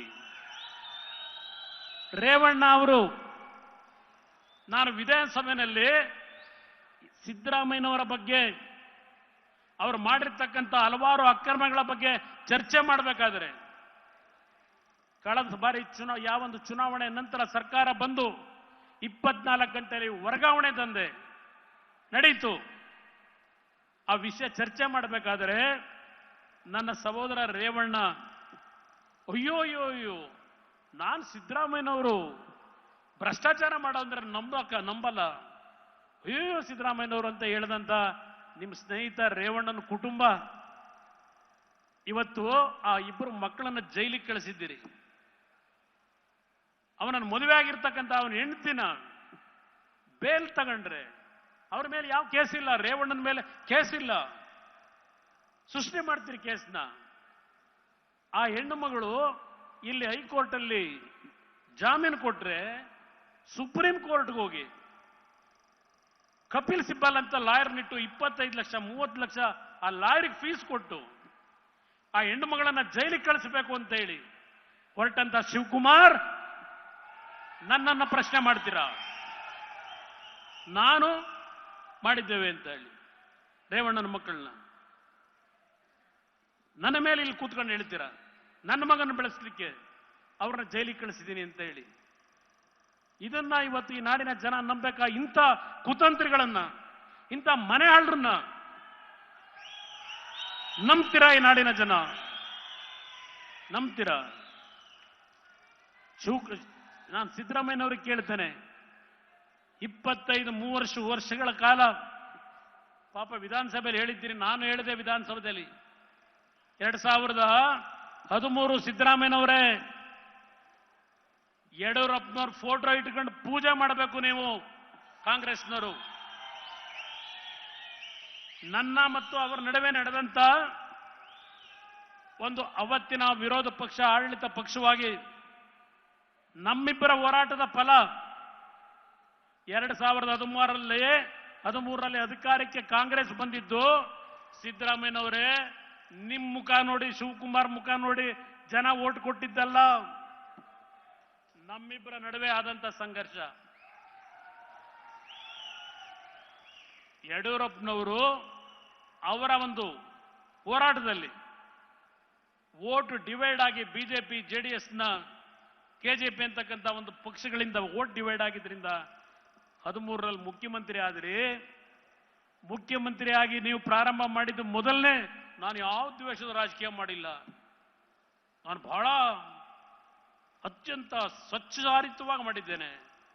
ಇಲ್ಲಿ ವಿಜೇಂದ್ರ ಅವರಿಗೆ ಹೇಳ್ತಾ ಇದ್ರು, ಅವ್ರ ಫೋಟೋ ಇಟ್ಕೊಂಡು ಪೂಜೆ ಮಾಡಬೇಕಾದಂತ ನೀವು ಅವರ ಮೇಲೆ 15 ಡಿನೋಟಿಫಿಕೇಶನ್ ಯಾವುದೋ CAG ರಿಪೋರ್ಟ್, ಈ ರಾಜ್ಯದ ಇತಿಹಾಸದಲ್ಲಿ CAG ರಿಪೋರ್ಟ್ಗಳನ್ನೇನು ಕೊಡ್ತಾ ಇದ್ದಾರೆ, ಎಷ್ಟು ಅಕ್ರಮಗಳಾಗಿರೋದನ್ನ ಕೊಟ್ಟಿದ್ದಾರೆ CAG ರಿಪೋರ್ಟ್ನಲ್ಲಿ, ಯಾವುದ್ರ ಮೇಲೆ ನೀವು ಕ್ರಮ ತಗೊಂಡಿದ್ದೀರಿ? ಯಡಿಯೂರಪ್ಪನವ್ರ ಮೇಲೆ ಒಬ್ಬರನ್ನು ಬಿಟ್ಟು. ಇವತ್ತು ಯಡಿಯೂರಪ್ಪನವರನ್ನ 82 ವರ್ಷ ಯಾವುದೋ ಸುಳ್ಳು ಕೇಸ್ ಫಿಕ್ಸ್ ಮಾಡಿ ಜೈಲಿಗೆ ಕಳಿಸ್ಲೇಬೇಕು ಯಡಿಯೂರಪ್ಪನವ್ರನ್ನ ಅಂತ ಹೇಳಿ ಹೇಳ್ತಾ ಇದ್ದೀರಿ. ನಾಚಿಕೆ ಆಗಬೇಕು ನಿಮಗೆ. ಆ ವಯಸ್ಸಿಗಾದರೂ ನಿಮಗೆ ಗೌರವ ಕೊಡಬೇಕು ಅನ್ನೋದು ನಿಮ್ಮ ಮನಸ್ಸಲ್ಲಿ ಬರಲಿಲ್ಲ. ದೇವೇಗೌಡರ ಬಗ್ಗೆ ಮಾತನಾಡ್ತೀರಿ. ಏನು ನೆನ್ನೆ ಇಲ್ಲಿ ಭಾಷಣ GT ದೇವೇಗೌಡರು ಕೂತವ್ರ ಇಲ್ಲಿ? GT ದೇವೇಗೌಡರು 1984 ನಾನು ಮೊದಲನೇ ಚುನಾವಣೆ ಜನಗಳ ಆಯ್ಕೆ ಮಾಡಿ ಕಳಿಸಿದ್ರು ನನ್ನ. ಯಾರೋ ಪಾಪ ದುಡ್ಡಿರ್ಲಿರುವಂತವ್ರಿಗೆ ಎಂತ ಇದ್ಕಟ್ಟಾಗೆ ಡೆಪಾಸಿಟ್ನ ಯಾರ 150 ರೂಪಾಯಿ ಕೊಟ್ಟಿದ್ದು ನೆನಕತ್ತಾರೆ ಈ ಸಭೆ ಒಳಗೆ. ಆ ಕೆಂಪೇಗೌಡರು, ಈ GT ದೇವೇಗೌಡರು ಚುನಾವಣೆ ನಡೆಸಕ್ಕೆ 25,000 30,000 ಸಂಗ್ರಹಣೆ ಮಾಡಿದ್ರಲ್ಲ, ಅದು ನೀವು ವೇದಿಕೆ ಮೇಲೆ ನೆನ್ಕೊಳ್ಳೇ ಇಲ್ಲ. GT ದೇವೇಗೌಡರನ್ನ, ಕೆಂಪೇಗೌಡರನ್ನ. ಓಲಿ ಅವರಿಬ್ಬರು ನೆನ್ಕೊಳ್ಳೋದು ಬೇಡಪ್ಪ. 84ರಲ್ಲಿ MLA ಆದ್ರಿ. ಅವತ್ತು ದೇವೇಗೌಡರನ್ನೂ ನೆನ್ಕೋಬೇಡಿ, ರಾಮಕೃಷ್ಣ ಹೆಗಡೆ ಅವರು ಮುಖ್ಯಮಂತ್ರಿಗಳು, ಹಲವಾರು ಜನ ಜನತಾ ಪರಿವಾರದಲ್ಲಿ ಮಂತ್ರಿಗಳಿದ್ರು. ಯಾರನ್ನಾದ್ರೂ ಒಬ್ಬರನ್ನ ನೆನೆಸ್ಕೊಂಡ್ರ ಸಿದ್ದರಾಮಯ್ಯನವರೇ? ಅವರೆಲ್ಲರ ಸಹಕಾರದಿಂದ ನಾನಿವತ್ತು ಈ ಮಟ್ಟಿಗೆ ಬಂದಿದ್ದೇನೆ ಅಂತ ಹೇಳಿ ನೆನೆಸ್ಕೊಂಡ್ರ? ಜನತಾ ಪರಿವಾರದ ರಾಜಕೀಯ ಪ್ರಾರಂಭ ಮಾಡಿ ಇವತ್ತು ಇಲ್ಲಿ ಬಂದು ಹೇಳ್ತೀರಿ ಅಕ್ರಮ, 21 ಅಕ್ರಮಗಳು ಎಲ್ಲ ಬಿಚ್ಚುತ್ತೀವಿ. ಏನು ಬಿಚ್ಚಿರಿ? ನಿಮ್ಮ ಯೋಗ್ಯತೆಗೆ 2013ರಿಂದ 2017 ಈ ರಾಜ್ಯದ ವಿರೋಧ ಪಕ್ಷದ ನಾಯಕರು ಯಾವುದಾದರೂ ಒಂದು ದಾಖಲೆ 2008ರಿಂದ 2013 ವಿರೋಧ ಪಕ್ಷದ ನಾಯಕರಾಗಿ ಒಂದೇ ಒಂದು ದಾಖಲೆಯನ್ನ ಬಿಡುಗಡೆ ಮಾಡಲಿಕ್ಕೆ ಇವತ್ತು ಸಾಕ್ಷಿ ಸಮೇತ ಚರ್ಚೆ ಮಾಡ್ತಕ್ಕಂಥ ಒಂದು ನಿದರ್ಶನ ನಿಮ್ಮಿಂದ ಆಗಿದ್ರೆ ವಿರೋಧ ಪಕ್ಷದಲ್ಲಿ ಇಡೀ ಜನಗಳ ಮುಂದೆ ಯಾರೋ ದುಡಿಮೆ ಯಾರೋ ಹುತ್ತ ಕಟ್ಟಿರ್ತಾರೆ, ಬಂದು ಹುತ್ತದೊಳಗೆ ಸೇರ್ಕೊಂಡು ರಾಜಕೀಯ ಮಾಡಿದಂತ ನೀವು ದೇವೇಗೌಡರ ಬಗ್ಗೆ ಚರ್ಚೆ ಮಾಡ್ತೀರಾ? ಬಿಜೆಪಿ JDS ಅವತ್ತು ಸರ್ಕಾರ ಮಾಡಿದ್ದನ್ನ ಚರ್ಚೆ ಮಾಡ್ತೀರಾ? ನರೇಂದ್ರ ಮೋದಿ ಅವರು ಪ್ರಧಾನಮಂತ್ರಿ ಆದ್ರೆ ನಾನು ದೇಶ ಬಿಟ್ಟು ಹೋಗ್ತೀನಿ ಅಂತ ದೇವೇಗೌಡರು ಹೇಳಿದ್ರು ಅಂತ ಹೇಳಿದ್ರಿ ಈ ವೇದಿಕೆ ಮೇಲೆ. ಹೌದು ಹೇಳಿದ್ರು, ಹೇಳಿಲ್ಲ ಅಂತ ಹೇಳಲ್ಲ ನಾನು. ಯಾವ ಕಾರಣಕ್ಕೆ? ಹಿಂದೆ ಒಂದು ಗುಜರಾತ್ನಲ್ಲಿ ಯಾವೊಂದು ದೊಡ್ಡ ಮಟ್ಟದ ಹಿಂಸಾಚಾರ ಆಗಿತ್ತು. ಆ ಹಿನ್ನೆಲೆಯಲ್ಲಿ ದೇವೇಗೌಡರು ಹೇಳಿದ್ರು ವೈಯಕ್ತಿಕವಾಗಿ ನರೇಂದ್ರ ಮೋದಿ ಅವರ ಮೇಲಲ್ಲ, ಆ ಘಟನೆಗಳ ಆಧಾರದ ಮೇಲೆ. ದೇವೇಗೌಡರು ನರೇಂದ್ರ ಮೋದಿ ಅವರು ಪ್ರಧಾನಮಂತ್ರಿಗಳಾದ ಮೇಲೆ ಅವರ ಮನೆಗೆ ಹೋಗಿ, ಪುಟ್ಟರಾಜು ಕೂತಿದ್ದಾರೆ ಇಲ್ಲಿ, ಇಲ್ಲೇ ಇದೆಯಣ್ಣ, ನೀನು ದೇವೇಗೌಡರ ಜೊತೆ ಅವತ್ತು ಪ್ರಧಾನಮಂತ್ರಿಯನ್ನ ಭೇಟಿ ಮಾಡ್ಲಿಕ್ಕೆ ಹೋದಂತ ದಿನ ದೇವೇಗೌಡರು ರಾಜೀನಾಮೆ ಪತ್ರವನ್ನು ಬರ್ಕೊಂಡು ರಾಜಕೀಯದಿಂದ ನಾನು ನಿವೃತ್ತಿ ಆಗಬೇಕು ಅಂತ ಇದ್ದೇನೆ, ಲೋಕಸಭೆಗೆ ರಾಜೀನಾಮೆ ಕೊಡ್ತೀನಿ ಅಂತ ಹೇಳಿ ನರೇಂದ್ರ ಮೋದಿ ಅವರ ಕೈಲಿ ಕೊಡ್ಲಿಕ್ಕೆ ಹೋದಾಗ ಯಾವ ನರೇಂದ್ರ ಮೋದಿ ಅವರು ಇವತ್ತು ದೇಶಕ್ಕೆ ನಿಮ್ಮ ಅವಶ್ಯಕತೆ ಇದೆ, ರಾಜಕಾರಣದಲ್ಲಿ ನಾವು ಹಲವಾರು ಬಾರಿ ಹಲವಾರು ವಿಷಯಗಳನ್ನ ಮಾತನಾಡಿರ್ತೇವೆ, ಆ ರಾಜೀನಾಮೆ ನೀವು ಕೊಡಬಾರದು, ವಾಪಸ್ ಹೋಗಬೇಕು, ನೀವು ವಿರೋಧ ಪಕ್ಷದಲ್ಲಿ ಕೆಲಸ ಮಾಡಬೇಕು ಅಂತ ಹೇಳಿ ಹೇಳಿದಂತ ನರೇಂದ್ರ ಮೋದಿ ಅವರಿಗೂ ನಿಮಗೂ ಕಾಂಗ್ರೆಸ್ ನಾಯಕರಿಗೆ ಯಾವ ನೈತಿಕತೆ ಇಟ್ಕೊಂಡಿದ್ದೀರಿ? ಯಾವ ನೈತಿಕತೆ ಇದೆ? ದೇವೇಗೌಡರನ್ನ ಪ್ರಧಾನಮಂತ್ರಿ ಮಾಡ್ಬಿಟ್ರಂತೆ. ತೆಗೆದಿದ್ದು ಯಾರು ಹೇಳಪ್ಪ? ದೇವೇಗೌಡರು ನೀವು ಪ್ರಧಾನಮಂತ್ರಿ ಮಾಡಿದ್ರ?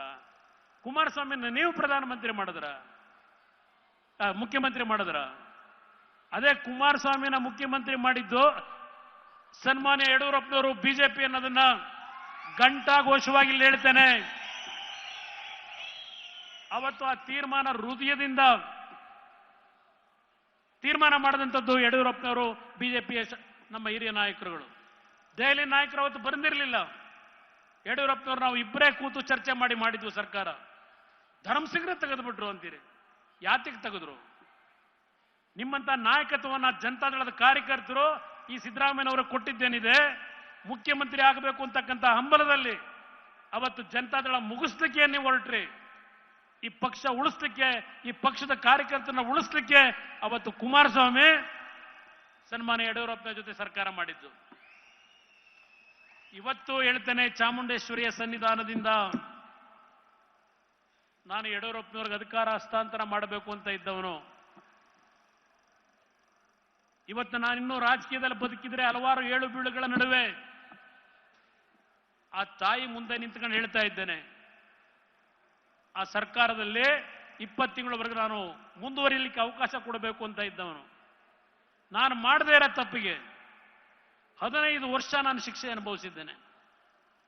ತಾಯಿ ಚಾಮುಂಡೇಶ್ವರಿ, ನಾನು ಈ ಮಾತನ್ನ ತಪ್ಪು ಹೇಳ್ತಾ ಇದ್ದೇನೆ, ಸುಳ್ಳು ಹೇಳ್ತಾನೆ ಇದ್ದೇನೆ ಅಂದ್ರೆ ಆ ತಾಯಿಗೆ ಬಿಡ್ತೇನೆ ತೀರ್ಮಾನ. ಆ ತಾಯಿ ನನ್ನ ಮೇಲೆ ತೀರ್ಮಾನಕ್ಕೆ ಬರಬೇಕು. ಇವತ್ತು ಪೂರ್ಣ ಮನಸ್ಸಿನಿಂದ ಬಿಜೆಪಿ ಮತ್ತು JDS ಪಕ್ಷಗಳು ಒಂದಾಗಿರೋದು ಯಾವ 2019 ಫೆಬ್ರವರಿ ತಿಂಗಳು, ಮಾರ್ಚ್ ತಿಂಗಳಲ್ಲಿ ನರೇಂದ್ರ ಮೋದಿ ಅವರು ನನ್ನನ್ನು ಕರೆಸಿ 1.5 ಗಂಟೆ ನನಗೆ ಬುದ್ಧಿ ಹೇಳಿದ್ರು. ನೀ ಇಂಥ ಒಳ್ಳೆ ಕೆಲಸಗಳನ್ನ ಮಾಡಿದ್ರು ಈ ಕಾಂಗ್ರೆಸ್ನ ಸವಾಸದಲ್ಲೇ ನಿನಗೆ ಒಳ್ಳೆ ಹೆಸರು ಬರ್ತಿಲ್ಲ. ಬೆಳಗ್ಗೆ ರಾಜೀನಾಮೆ ಕೊಡು, ಸಾಯಂಕಾಲ ಹೊಸದಾಗಿ ಮುಖ್ಯಮಂತ್ರಿಯಾಗಿ ತೀರ್ಮಾನ ತಗೋ. ಇದನ್ನ ಹೇಳಿದಂಥವ್ರು ನರೇಂದ್ರ ಮೋದಿ ಅವರು. ನೀವೇನು ಮಾಡಿದ್ರಿ ಸಿದ್ದರಾಮಯ್ಯನವರೇ? ನೀವೇನು ಮಾಡಿದ್ರಿ? ಹೆಜ್ಜೆ ಹೆಜ್ಜೆಗೂ ಕೊಡಬಾರದು ಹಿಂಸೆ ಕೊಟ್ರಿ, ಕೊಡಬಾರದು ಹಿಂಸೆ ಕೊಟ್ರಿ. ನಾನು ಮತ್ತೆ ಯಡಿಯೂರಪ್ಪನವ್ರು ಮುಖ್ಯಮಂತ್ರಿಗಳಾದ್ರು ನಮ್ಮ ಸರ್ಕಾರ ತೆಗೆದು ಹೇಳ್ತಾರೆ, ಸರ್ಕಾರ ತೆಗೆದವ್ರ ಜೊತೆ ಕುಮಾರಸ್ವಾಮಿ ಹೋಗಿ ಸೇರ್ಕೊಂಡ್ಬಿಟ್ಟವನೇ ಅಂತ ಹೇಳಿ. ನಾನು ಅವರು ಯಡಿಯೂರಪ್ಪನವ್ರು ಮುಖ್ಯಮಂತ್ರಿಗಳಾದಾಗ ಅಸೂಯೆ ಪಡಲಿಲ್ಲ. ವಿಧಾನಸಭೆಯ ಕಲಾಪದಲ್ಲಿ ನಾನು ಅವತ್ತೇನು ಚರ್ಚೆ ಮಾಡಿದೆ, ಯಡಿಯೂರಪ್ಪನವರು ನನ್ನ ಸರ್ಕಾರ ತೆಗೆದು ಮುಖ್ಯಮಂತ್ರಿ ಆದ ಮೇಲೆ ಕಡತದಲ್ಲಿದೆ. ಪಾಪ ಶಿವಕುಮಾರ್ ಅದನ್ನೇ ಹೇಳಲಿಲ್ಲ. ಇಲ್ಲಿ ನಾನೇನು ಹೇಳಿದ್ದೆ ಅಂತ ಹೇಳಿ ಯಡಿಯೂರಪ್ಪನವ್ರಿಗೆ ಹೇಳಿದೆ, ಸರ್ ನೀವು ಮುಖ್ಯಮಂತ್ರಿ ಆಗಿದ್ದೀರಿ 4ನೇ ಬಾರಿ, ಕೊನೆಯ ಒಂದು ಕಾಲದಲ್ಲಿ ಮತ್ತೊಮ್ಮೆ ಏನು ಮುಖ್ಯಮಂತ್ರಿ ಆಗಿದ್ದೀರಿ, ನನ್ನ ಸಂಪೂರ್ಣ ಸಹಕಾರವನ್ನು ನಿಮಗೆ ನಮ್ಮ ಪಕ್ಷ ನಾವು ನೀಡುತ್ತೇವೆ, ಒಳ್ಳೆಯ ಆಡಳಿತವನ್ನ ಕೊಡಿ.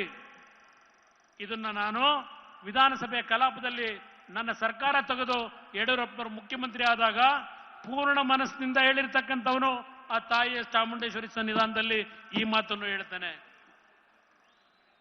ಇವತ್ತು 10 ವರ್ಷ ಗೂಟ ಹೊಡ್ಕೊಂಡಿರ್ತೀನಿ ಅಂತ ಹೇಳಿದ್ದೀರಲ್ಲ ಶಿವಕುಮಾರ್, ಇದಂಥದ್ದು ಕಾಂಗ್ರೆಸ್ ಬೇರೆ ತೋರಿಸ್ತಾ ಇದ್ರಿ ನಿನ್ನೆ. ಈ ಕಾಂಗ್ರೆಸ್ ಪಕ್ಷ, ಈ ಶಿವಕುಮಾರ್ ಇರೋವರೆಗೆ, ಈ ಬಂಡಾಯರವರೆಗೆ ನಾವು ಸರ್ಕಾರ ತೆಗಿತೀವಿ ಅಂತ ಎಲ್ಲಿ ಹೇಳಿದೀವಿ? ನಾವು ಸರ್ಕಾರ ತೆಗಿತೀವಿ ಅಂತ ಹೇಳಿದೀವ? ನಾವೆಲ್ಲೂ ಹೇಳಿಲ್ಲ. ರಾಜಣ್ಣನ ಹೇಳಿಕೆ ಏನು? ಸತೀಶ್ ಜಾರಕಿಹೊಳಿ ಹೇಳಿಕೆ ಏನು? ಯಾರ್ಯಾರ ಹೇಳಿಕೆ ಏನೇನು ನೀವು ಕೊಟ್ಟಿದ್ದೀರಿ? ಸರ್ಕಾರ ತೆಗಿಯಕ್ಕೆ ನೀವು ಕಾಂಪಿಟೇಷನ್ ನೀವು ಸಿದ್ಧವಾಗಿದ್ದೀರಿ.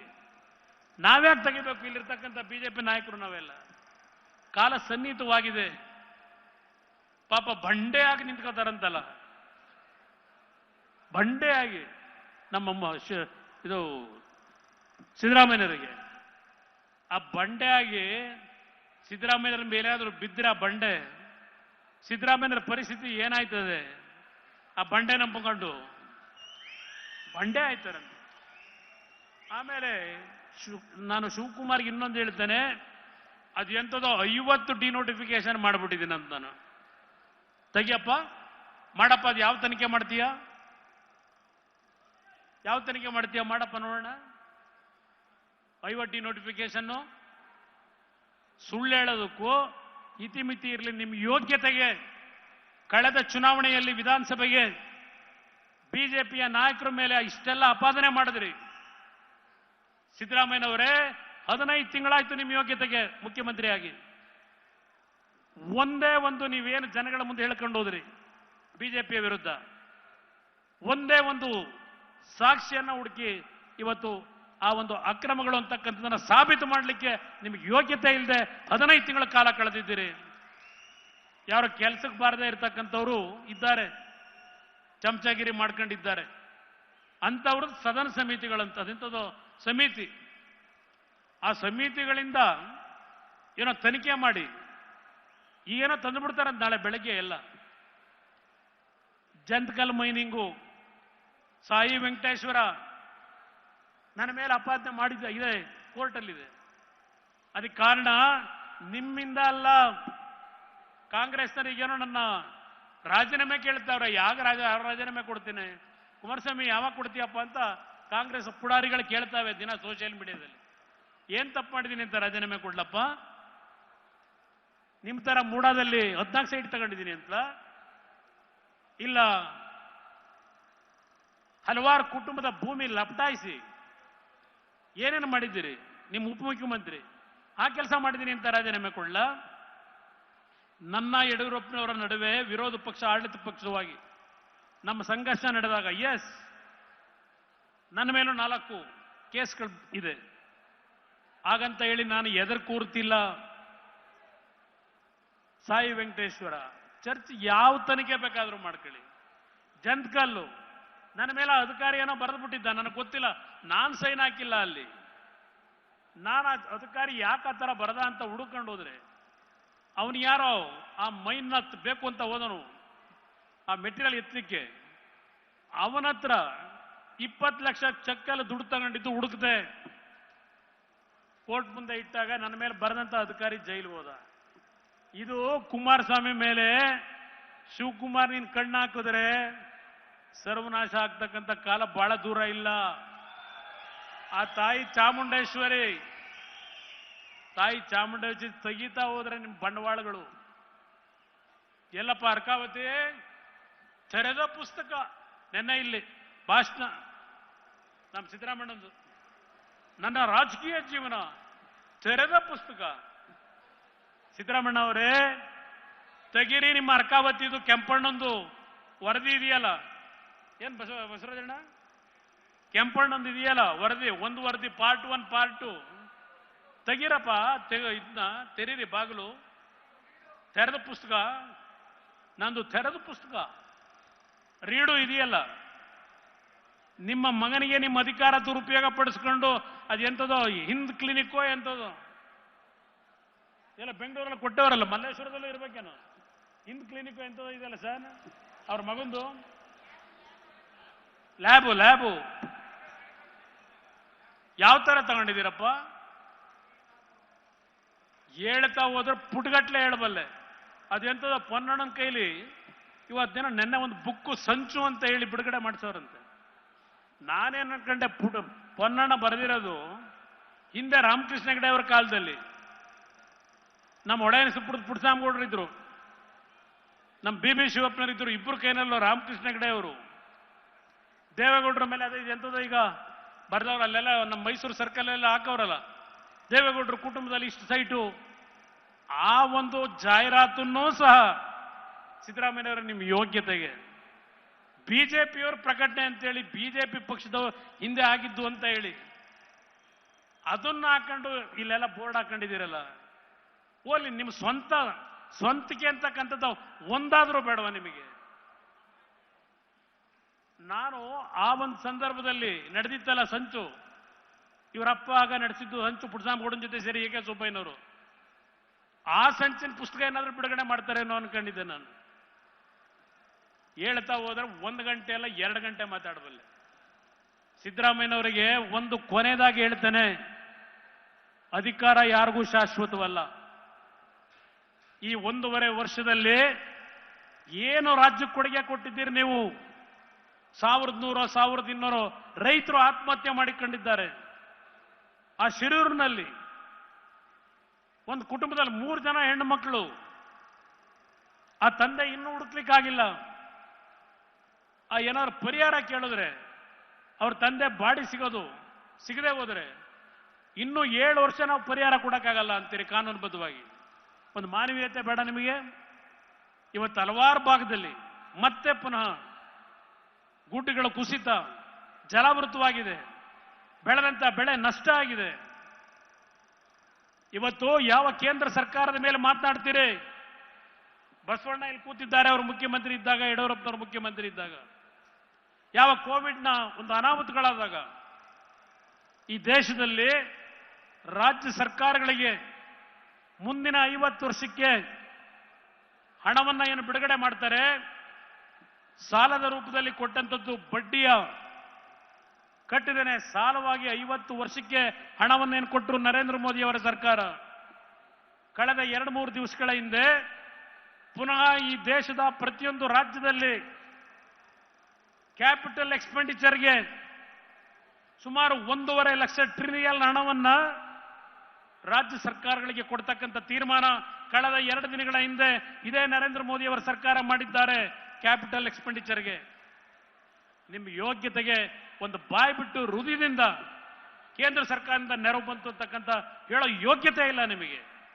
ಯಾವ ರೀತಿ ಕೇಂದ್ರ ಸರ್ಕಾರದಿಂದ ಕೆಲಸ ಮಾಡಿಸ್ಕೋಬೇಕು ಅಂತಕ್ಕಂಥ ಕನಿಷ್ಠ ನಿಮ್ಮ ನಡವಳಿಕೆ ಇಲ್ಲ. ಪ್ರತಿನಿತ್ಯ ನರೇಂದ್ರ ಮೋದಿ ಅವರನ್ನ ನೀವು ಬೈಕೊಂಡು ಹೋದರೆ ಈ ರಾಜ್ಯದ ಕೆಲಸ ಆಗ್ತದ? ಪಕ್ಕದ ಮಂಡ್ಯದಲ್ಲಿ 18 ದಿನಕ್ಕೆ ಒಂದು ಬಾರಿ ನೀರು ಕೊಡ್ತಾರಂತೆ. 18 ದಿನಕ್ಕೆ ಒಂದು ಬಾರಿ ಯಥೇಚ್ಛವಾಗಿ ನೀರು ಬಂತು ಈ ಬಾರಿ. ನಮ್ಮ ಕಬಿನಿ, KRS, ಹಾರಂಗಿ ಎಲ್ಲ ತುಂಬಿದೆ ಹೇಮಾವತಿ. ಇನ್ನೂ ಕೆರೆಗಳು ತುಂಬಿಸ್ಲಿಲ್ಲ. ರೈತನಿಗೆ ಈ ಬಾರಿ 2 ಬೆಳೆ ಬೆಳೀಲಿಕ್ಕೆ ಅವಕಾಶ ಇತ್ತು. ನೀವು ಮಾಡ್ತಿರೋ ಕೆಲಸ ಏನು? ಪಕ್ಕದ ತಮಿಳುನಾಡಿನಲ್ಲಿ 2ನೇ ತಾರೀಕು ರೈತರು ರಾಜ್ಯ ಸರ್ಕಾರಕ್ಕೆ ಅಲ್ಲಿ ತಮಿಳುನಾಡಿನಲ್ಲಿ ಹೇಳ್ತಾರೆ, ಇವತ್ತು ಸಮುದ್ರಕ್ಕೆ ನೀರು ಹರಿದು ಹೋಗ್ತಾ ಇದೆ, ಮೆಟ್ಟೂರು ಡ್ಯಾಮ್ ತುಂಬಿ ಒಂದು ಜಲಾಶಯ ನಿರ್ಮಾಣ ಆಗಬೇಕು ಅಂತ ಹೇಳಿ ತಮಿಳುನಾಡಿನ ರೈತರು ಅಲ್ಲಿ ರಾಜ್ಯ ಸರ್ಕಾರಕ್ಕೆ ಹೇಳ್ತಾ ಇದ್ದಾರೆ. ನೀವೇನು ಮಾಡ್ತಾ ಇದ್ದೀರಿ? ಪರ್ಮಿಷನ್ ಕೊಡಿಸಿ, ನರೇಂದ್ರ ಮೋದಿ ಅವ್ರ ಕೈಲಿ ಪರ್ಮಿಷನ್ ಕೊಡಿಸಿ. ಪರ್ಮಿಷನ್ ಕೊಡಿಸೋದಕ್ಕೆ ಮೊದಲು ನಿಮ್ಮ ಪಾರ್ಟ್ನರು ಇಂಡಿ ಪಾರ್ಟ್ನರ್ ಇದೆಯಲ್ಲ ನಿಮ್ಮ DMK, ಹೋಗಪ್ಪ ಅಲ್ಲಿ ಕೂತ್ಕೊಂಡು ಚರ್ಚೆ ಮಾಡಿ. ಸಮುದ್ರಕ್ಕೆ ನೀರು ಹೋಗ್ತಾ ಇದೆ, ಅದು ಉಳಿಸ್ಕೊಳ್ಳೋಣ ಅಂತ ಹೇಳಿ ಮೊದಲು ಅವ್ರನ್ನ ಒಪ್ಪಿಸ್ಕೊಳ್ಳಿ. ನಂತರ ನಾವು ಪ್ರಹ್ಲಾದ್ ಜೋಶಿ ಇದಕ್ಕೇನು ತೀರ್ಮಾನ ಮಾಡಬೇಕು ಮಾಡಿಕೊಡ್ತೀವಿ. ನಾವೇನಾದ್ರೂ ಇಲ್ಲಿ ರಾಜ್ಯ ಸರ್ಕಾರದ ಕೆಲಸಕ್ಕೆ ನಮ್ಮ ಕ್ಷೇತ್ರಕ್ಕೆ ಬರ್ತೀವಿ ಅಂದ್ರೆ ಅಧಿಕಾರಿಗಳಿಗೆ ಅವ್ರ ಹತ್ರಕ್ಕೆ ಹೋಗಬೇಡಿ ಅಂತೀರಿ. ಕೆಲಸ ಎಲ್ಲಿಂದ ಮಾಡೋದು ನಾವು? ಇವತ್ತು ಕಳೆದ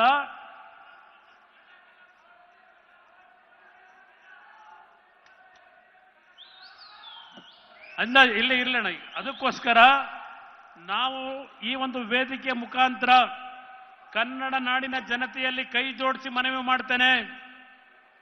ಯಾವುದೇ ಕಾರಣಕ್ಕೂ ಬಿಜೆಪಿ ಮತ್ತು JDS ಪಕ್ಷಗಳು ಇವತ್ತು ಒಂದಾಗಿ ಇಂಥ ಒಂದು ಭ್ರಷ್ಟ ಸರ್ಕಾರ, ಇಂಥ ಒಂದು ದರೋಡೆ ಸರ್ಕಾರವನ್ನ ತೆಗಿಬೇಕು ಅಂತಕ್ಕಂಥ ಒಂದು ಹೋರಾಟದಲ್ಲಿದ್ದೇವೆ. ಇದರಲ್ಲಿ ಯಾವ ಅಸೂಯೆಗಲ್ಲ. ಈ ನಾಡಿನ ಜನತೆಯ ಬದುಕು, ಈ ನಾಡಿನ ಸಂಪತ್ತನ್ನು ಉಳಿಸ್ಲಿಕ್ಕೆ ಯಾತಕ್ಕೆ ಇವತ್ತು ನಮ್ಮ ಟೊಯೋಟಾದವರು ಮಹಾರಾಷ್ಟ್ರ ಯೂನಿಟ್ ತಗೊಂಡು ಹೋಗ್ತಾ ಇದ್ದಾರೆ. ಈಗ ಯಾವ ಬಿಡದಿ ಹತ್ರ ಕಟ್ಟಿರ್ತಕ್ಕಂಥ ಟೊಯೋಟಾ ಕಂಪನಿ ಈಗ ಮಹಾರಾಷ್ಟ್ರಕ್ಕೆ ತಗೊಂಡು ಹೋಗ್ತಾ ಇದ್ದಾರೆ. ಪಾಪ ಇಲ್ಲಿ ನಮ್ಮ DK ಸಾಹೇಬ ಬಂದು ನಮ್ಮ ಮೇಲೆ ಅಟ್ಯಾಕ್. ಅಷ್ಟು ಸುಲಭವಾಗಿ ನಿಮ್ಮ ಮಾತಿಗೆಲ್ಲ ಮೊರಡಾಗಲ್ಲ, ಹೆದರೋದು ಇಲ್ಲ. ಎದುರಿಸ್ಲಿಕ್ಕೆ ತಯಾರಾಗಿದ್ದೇವೆ. ನೆನ್ನೆ ತೊಡೆ ತಟ್ಟಿದ್ದೀರಿ, ಸ್ವೀಕಾರ ಮಾಡಿದ್ದೇನೆ. ಮಿಸ್ಟರ್ DK ಸ್ವೀಕಾರ ಮಾಡಿದ್ದೇವೆ. ಇಲ್ಲಿ ಅರ್ಕಾವತಿ ಕರ್ಮಕಾಂಡ, ಸಿದ್ದರಾಮಣ್ಣವರೇ, ಅರ್ಕಾವತಿ ನಿಮ್ಮ ಕರ್ಮಕಾಂಡ ಇಲ್ಲಿ ಚರಿತ್ರೆ ಇದೆ. ಇಲ್ಲಿ ಇವೇನೇನು ಮಾಡಿದ್ದೀರಿ? ಏನ್ ರೈತರಿಗೆ ರೀಡು ಮಾಡಿಕೊಟ್ರ? ಯಾವನಿಗೋಯ್ತು ಈ ಭೂಮಿ? ಬಡವರಿಗೆ ಕೊಟ್ರ ಈ ಭೂಮಿನ? ಇನ್ನೊಂದು ಇಲ್ಲಿ ನೈಸ್ ಕಂಪನಿ, ಇಲ್ಲೆಲ್ಲ ವಿಶ್ವನಾಥ್ ಎಲ್ಲ ಇರ್ಬೇಕಿಲ್ಲಿ, ನಮ್ಮ ಯಲಂಕದ ವಿಶ್ವನಾಥ್. ನೈಸ್ ಕಂಪನಿ ಬೆಂಗಳೂರು ಮೈಸೂರು ರಸ್ತೆ ಮಾಡ್ತೀವಿ ಅಂತ ಹೇಳಿ ಲೂಟಿ ಹೊಡ್ಕೊಂಡು ಕೂತಿದ್ದಾರೆ ಶಿವಕುಮಾರ್ ಜೊತೆ ಸೇರಿ. ಸದನ ಸಮಿತಿ ರಿಪೋರ್ಟ್ ಜಯಚಂದ್ರ ಕೊಟ್ರು. ಎಷ್ಟು ವರ್ಷ ಆಯ್ತು? ಯಾತಕಪ್ಪ? ಬಡವರ ಪರವಾಗಿ ಕೆಲಸ ಮಾಡೋ ಮುಖ್ಯಮಂತ್ರಿ, ದಲಿತರ ಬಗ್ಗೆ ಕೆಲಸ ಮಾಡೋ ಮುಖ್ಯಮಂತ್ರಿ, ಈ ಒಂದು ನೈಸ್ ಸಂಸ್ಥೆ ಹೆಸರಿನಲ್ಲಿ ಹಲವಾರು ದಲಿತ ಕುಟುಂಬಗಳನ್ನ ಇವತ್ತು ರೈತರನ್ನ ಬೀದಿ ಪಾಲು ಮಾಡಿದ್ರು. ಎಲ್ಲೋಗಿದೆ ನಿಮ್ಮ ಧ್ವನಿ?